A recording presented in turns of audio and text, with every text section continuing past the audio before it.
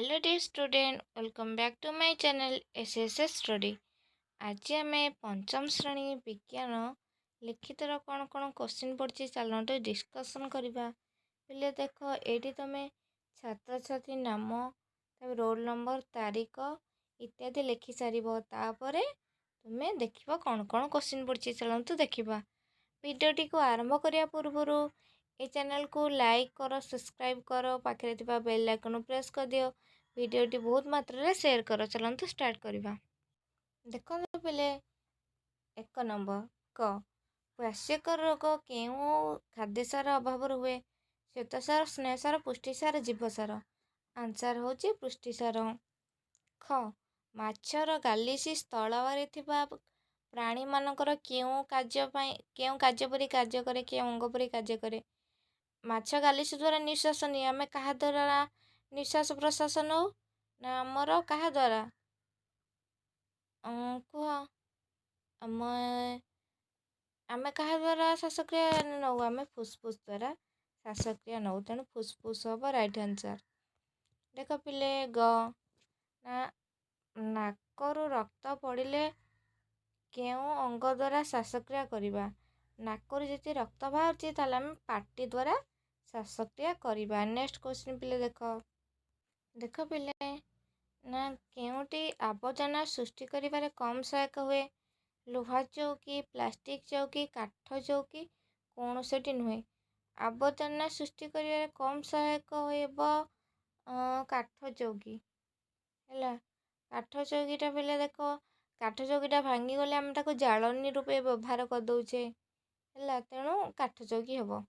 2 number पिले शून्य स्थान पूरण कर। विटामिन डैश अभाव रिकटस रोग हुए ना विटामिन डी अभाव रिकटस रोग हुए? डैश को मरुभूमि जहाज कह जाए, आम जाचे ओटो है। शरीर तापमात्रा डैश साहाय्य मपा जाए?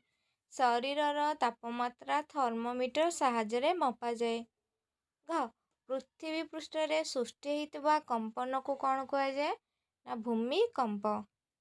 3 नंबर पिले संक्षेप उत्तर लेख। गोटे क्वेश्चन लिखिले 2 मार्क मिल। वर्ज्यवस्तुर पुनर्चक्रण कहले कौन बुझ पिले? देख मु कहूँ वर्ज्यवस्तुर पुनर्चक्रण कहले आम कौन बुझू ना कौन से गोटे वर्ज्यवस्तु को आम आउ थे व्यवहार योग्य जिनिस तैयारी करने को आम पुनर्चक्रण कहू। जेपरी उदाहरण स्वरूप होची कौन नड़िया खोल। नड़िया व्यवहार कले खोलटा को आम साधारणतः फिंगी दऊ, तेणु नड़िया खोलटा हूँ गोटे वर्ज्यवस्तु। नड़िया खोल को आम आउ थे क्यों उपाय व्यवहार कर ना नड़िया खोल को आम कौन ना कंढे तैयारी करवा। नड़िया खोल आम वाद्य यंत्र तैयारी करिपरिबा ना नड़िया खोल आम जो कौन सुंदर सुंदर गृहोपयोगी सजासजिया जिनस व्यवहार करिपरिबा। देख नड़िया खोल आजिकल देखिए चामच हेका भी तैयारी होची, मार्केट रू देखिबो मिलूची है। नेक्स्ट क्यों क्यों मशा कामुड़े डेंगू और मलेरिया रोग हुए? ना माई एनोफिलिस मशा कामुड़े आमको मलेरिया रोग, माई एडिस मशा कामुड़े आमको डेंगू रोग हुए है। पिले 4 नंबर पिले देख निम्न उक्ति गुड़िक मध्यरु ठीक उक्त पाखरे ठीक चिन्ह, भूल उक्ति पाखरे भूल चिन्ह देबा। क नंबर पिले देख जन्म समय शिशु को डीपीडी टीका दि जाए, ठीक ना भूल ना ठीक? चमरी गाई हिमालय अंचल देखा जाए, ठीक ना भूल ठीक? आम शरीर साधारण तापमात्रा 98.2 फारेनहाइट, एटा भूल सेल्सियस हम। धनुष्टंका रोगर जीवाणु माटी एवं गोबर थाए, ठीक एकदम। 5 नंबर प्रथम जोड़ार संपर्क को देखी द्वितीय जोड़ार संपर्क को तुलना करी लिखिबा। प्रथम जोड़ी संपर्क लिखी द्वितीय जोड़ीर संपर्क को लिखिबा।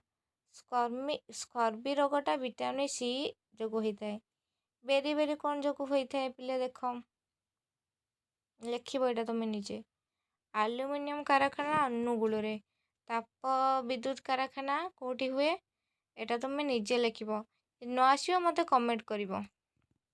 6 नंबर पिले ପୌରାଞ୍ଚଳରେ ଆବର୍ଜନା ନିଷ୍କାସନ ପାଇଁ କି ବ୍ୟବସ୍ଥା କରାଯାଉଛି? ଦେଖ ପିଲେ ଉତ୍ତର। ନା ପୌରାଞ୍ଚଳରେ ଆବର୍ଜନା ନିଷ୍କାସନ କରାଯିବା ପାଇଁ ପ୍ରତି ଦୋକାନ ସାମ୍ନାରେ ଡଷ୍ଟବିନ୍ ରଖିବା ବାଧ୍ୟତାମୂଳକ କରାଯାଇଛି। ପ୍ରତିଦିନ ସକାଳ ସନ୍ଧ୍ୟାବେଳେ ଦିନକୁ 2 ଥର ଝାଡ଼ୁଦାର ମାନେ ବା ସ୍ୱଚ୍ଛକର୍ମୀ ମାନେ ରାସ୍ତାଘାଟ ଇତ୍ୟାଦିକୁ ପରିଷ୍କାର କରିବେ। ଆଉ ଯେପରି କୌଣସି ଲୋକ ରାସ୍ତାଘାଟରେ ଯେପରି ଅଳିଆ ଆବର୍ଜନା ନ ପକାନ୍ତି ସେଥିପ୍ରତି ଦୃଷ୍ଟି ଦିଆଯାଏ। ଯେ ମାନେ ତାକୁ କ'ଣ କଠୋର ଶାସ୍ତି ଯେପରିକି ଫାଇନ୍ ଆଦାୟ କରାଯାଏ ହେଲା।